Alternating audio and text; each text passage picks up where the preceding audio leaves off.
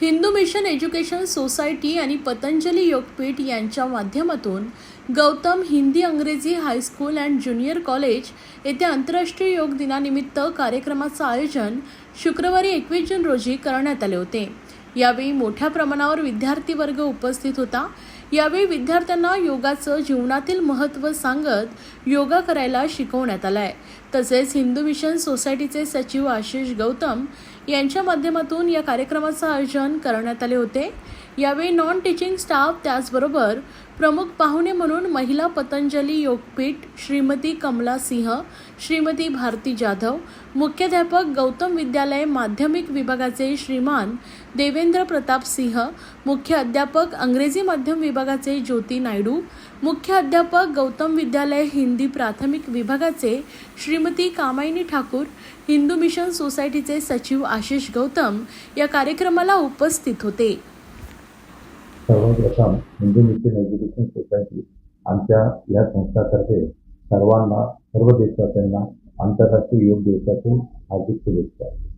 आमच्याकडे ही प्रथा कमीत कमी 10 ते 12 वर्ष झाली आणि प्रत्येक 21 जूनला प्रत्येक वर्षी मुलांना योग दिवस या साजरा आम्ही पुढे करतो आणि याचा सर्व मोठा सहभागी आम्हाला पतंजली योगपीठ यांच्यातर्फे यांच्या मार्गदर्शनाखाली आम्ही हा कार्यक्रम साजरा करतो।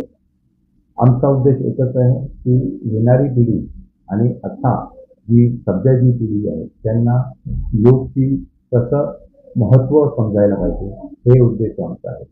कारण करो योग रहो निरोग हा सर्वात मोठा माध्यम आहे मुलांना आणि आजच्या आणि येणारी पिढीला स्वस्थ ठेवायचं।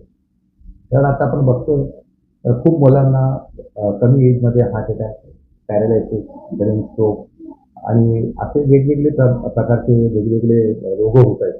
तर ह्या सर्वांना मात द्यायचा एकच पर्याय आहे तो आहे योग। कारण आपण जर औषधं घेतो तर आपल्या शरीरावरती किती त्याचे दुष्परिणाम होतात ते आपल्याला माहिती आहे। Every medicine has allopathy medicine has a side effect.